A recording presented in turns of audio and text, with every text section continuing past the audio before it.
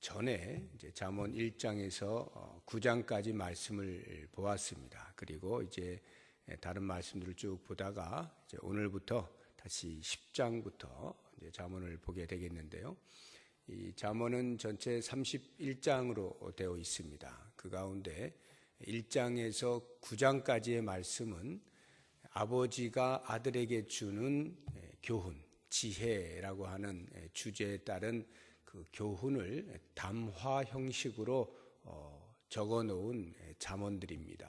그러니까 어느 정도의 통일성을 가지고 있는 그런 말씀들이라고 한다면 10장부터 나오는 말씀들은 어떤 그런 통일성이나 또는 연속성을 가지고 우리에게 들려주는 말씀들이라기보다는 한 절 한 절 단편적으로 교훈을 주는 것들의 모음집이라 이렇게 보시면 되겠습니다. 그러니까 전체적인 그 문단의 어떤 통일성이나 연속성은 그다지 있지가 않고요. 대신에 전하고자 하는 어떤 주제에 대하여서 반복적으로 단편적인 그 교훈들을 나열함으로써 계속 그 말씀들을 읽고 듣고 보고 하다가 마음의 도전을 받고 하는 이러한 형식으로 기록이 되어 있습니다. 그래서 어떤 앞뒤의 논리적인 흐름이 정확하다거나 하는 이런 것은 없습니다. 그래서 앞에서 이야기한 것이 또 뒤에 나오기도 하고 이렇게 다만 중복되는 현상을 통해서 우리들에게 계속해서 한 주제를 들려주는 형식을 취하고 있는데요.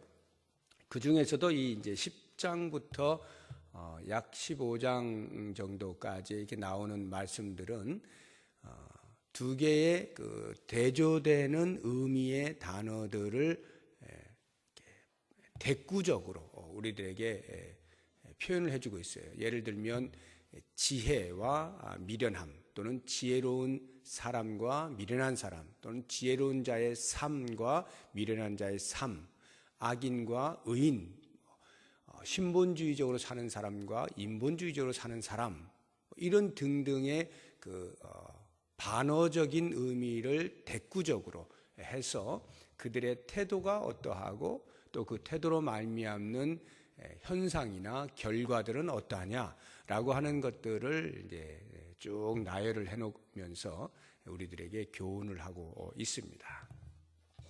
오늘 우리가 보는 이 10장 1절부터 보면은 이제 1절 자체는 이제 그런 말씀들일 것이다라고 하는 것을 우리로 이제 알게 해주는 이제 대목인데요.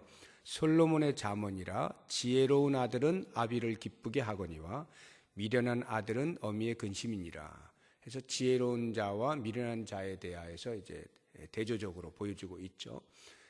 한 사람에게 여러 아들이 있는데 그런 어떤 아들은 부모에게 기쁨을 주고 어떤 아들은 부모에게 근심을 준다. 그러면 어떤 아들이 되어야 되겠느냐라고 하는 것을 우리에게 묻고 있는 것이죠.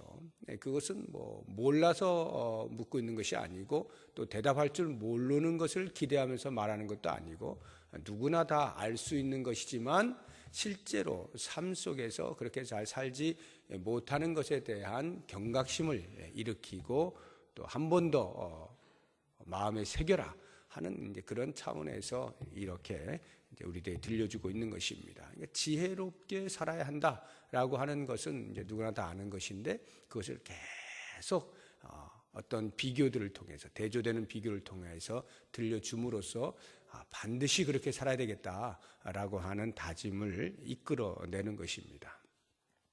그래서 이제 2절부터 오늘 우리가 읽은 16절까지에 보면은 재물과 관련되어져서 지혜로운 자는 어떠하고 미련한 자는 어떠하냐라고 하는 부분들이 여기저기서 나오고요. 또 다른 하나는 이제 언어에 대해서 우리가 쓰고 있는 언어 생활이 지혜로운 자는 어떠하고 미련한 자는 어떠하냐 하는 것들을 보여주면서 우리에게 도전을 하고 있습니다. 그래서 이 재물에 관련되어져서 우리가 한번 보자고 하면 2절 보시면 불의의 재물은 무익하여도 공의는 죽음에서 건지느니라. 여호와께서 의인의 영혼은 줄이지 않게 하시나 악인의 소욕은 물리치시느니라. 4절, 5절 계속해서 재물과 관련되어진 것입니다. 여기 불의의 재물은 무익하다라고 하는 것은 불의함으로 부당한 방법으로 재물을 획득하는 것은 아무리 많이 획득한다 할지라도 무익하다. 왜 무익하느냐 하면 하나님께서 그것을 인정하지 않으시기 때문이다. 이렇게 말씀을 하고 있는 것입니다. 악인의 소욕은 물리치신다라는 말이 하나님은 그것을 인정하지 않으신다는 겁니다.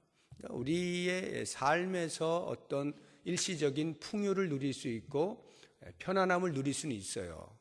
재물을 얻어서.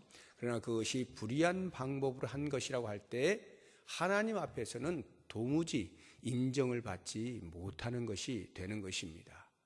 그러니까 잘하면 이 땅에서 조금 배불리 먹고 사는 정도. 그러나 이 땅이 끝나는 순간 하나님 앞에서는 알지 못하는 바가 되는 그런 비참한 최후를 맞을 수가 있게 되는 것이죠. 반면에 공의는 죽음에서 건진다. 공의라고 하는 것은 바르게 정직하게 번 이것을 이야기하는 거예요.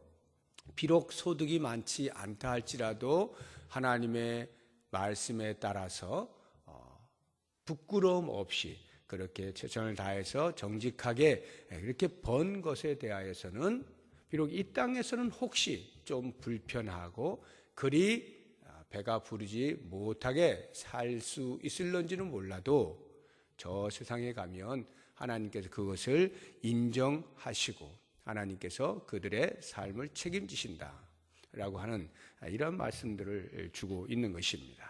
그래서 우리 그리스도인들은 과연 재물관을 어떻게 가져야 할 것이냐 하는 부분에 대해서 도전을 주고 있는 것이죠. 4절, 5절은 근면한 것과 이제 관련이 되어 있습니다.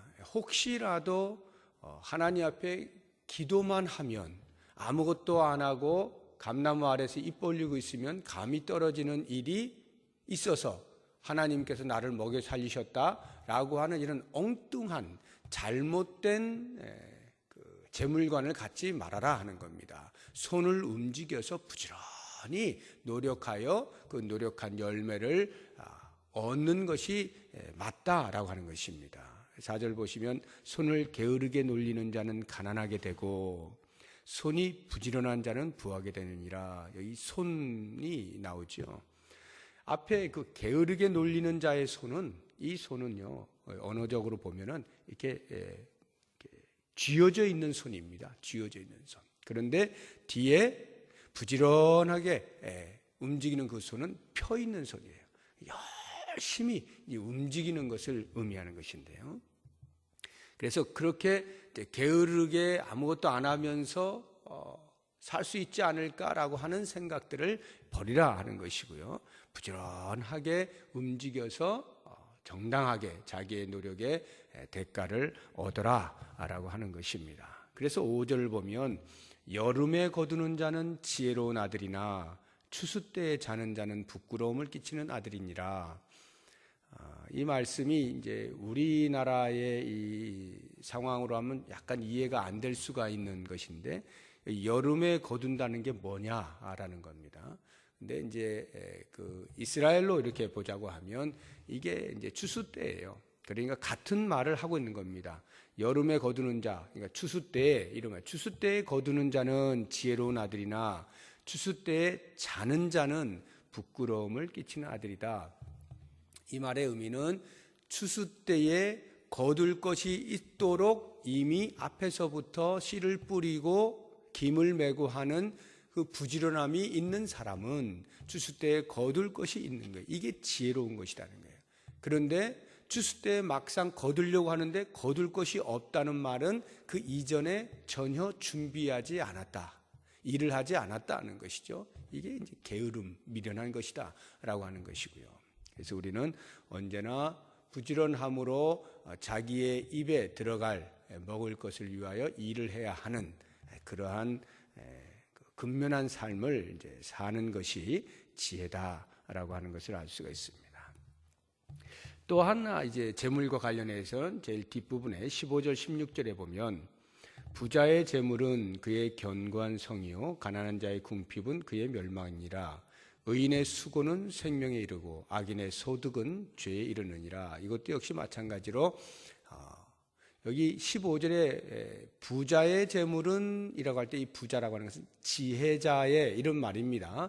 그러니까 자기가 열심히 손을 움직여서 준비하고 거두어 드릴 생각을 가지고 움직이는 그러한 사람들은 자기의 먹을 것을 얻을 것이요. 여기 가난한 자라고 하는 것은 우리가 생각하는 성경에서 가난한 자는 늘 우리 옆에 있는데 그들을 도와야 하고 구제해야 되고 하는 이런 차원에서의 가난한 자를 말하는 게 아니라 게을러서 손이 게을러서 얻을 것이 없게 되어진 자, 이런 자를 말하는 거예요.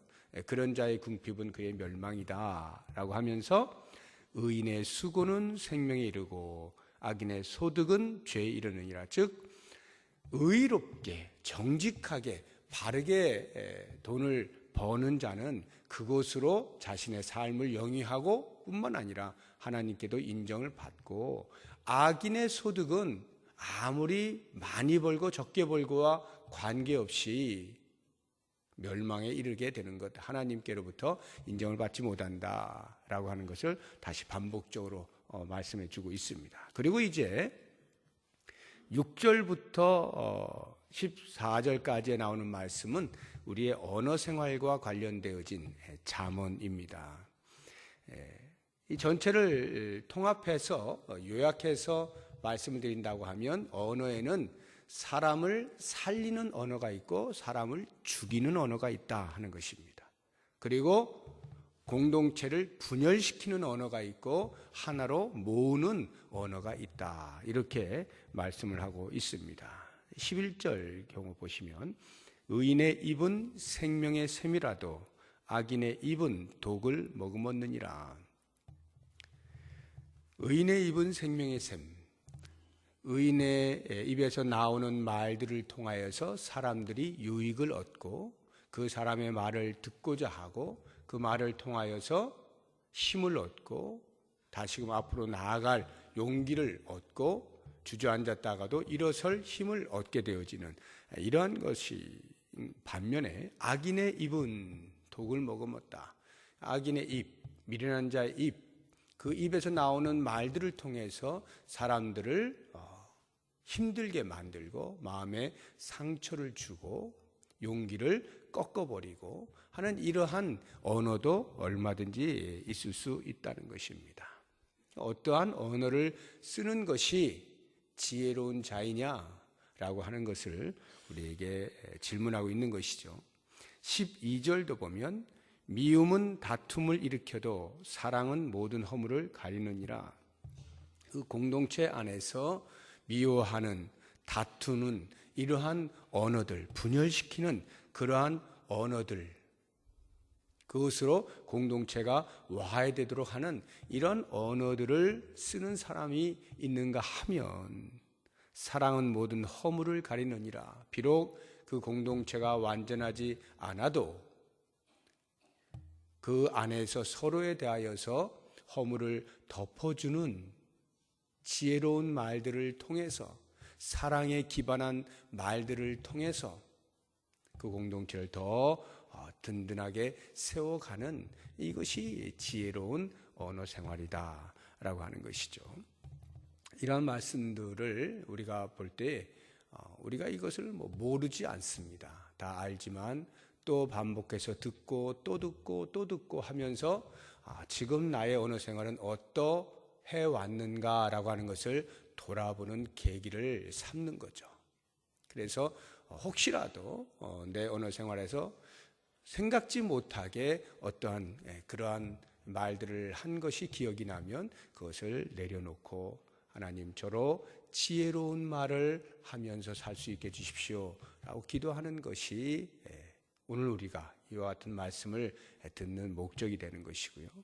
그래서 이런 재물관이나 언어 생활에 있어서 언제나 의인의 자리에서, 지혜로운 자의 자리에서, 또는 신본주의적인 사고에서 출발을 하시다 보면 결국 그 삶의 마지막은 7절을 보시면 의인을 기념할 때에는 칭찬하거니와 악인의 이름은 썩게 되느니라. 이 땅을 끝나고 나서 우리가 하나님의 품에 가게 되었을 때 이 땅에 남아있는 사람들이 의인을 기억하는 것과 악인을 기억하는 것이 다르다라고 하는 것이죠. 의인을 기억하게 될 때에는 그 사람 이러이러해서 그분이 이러이러했지 하고 칭찬하는 말들, 그 덕을 기리는 말들이 있게 되어질 것이고, 반대로 악인에게는 그 생각하는 것이 그 사람 어떻게 그렇게 살다 가지? 라고 하는 이러한 평가를 받게 되어질 것인데, 과연 우리는 어떠한 평가가 우리의 후손들로부터 들려지도록 지금 우리의 삶을 살아야 할 것이냐라고 하는 부분입니다. 이것들을 생각해 보면 현재 내 삶에서 당장에 오는 이익에 눈이 멀어서 죄인의 그런 미련한 자의 그런 방법으로 재물을 획득하는 것을 포기하고 정직하게 재물을 획득하고 부지런하게 획득하고 그것을 또 정직한 곳에 사용하는 이러한 지혜를 얻도록 기도하시고, 뿐만 아니라 우리의 언어 생활 속에서 언제나 내 입에서 나오는 말들을 통해서 다른 사람들이 유익을 얻고 힘을 얻고 용기를 얻는 믿음의 자리에 다시 돌아오게 되는 이러한 언어들을 할 수 있도록 주여 저의 입을 사용하여 주십시오 라고 기도하시는 귀한 시간이 되시기를 바랍니다. 기도하겠습니다.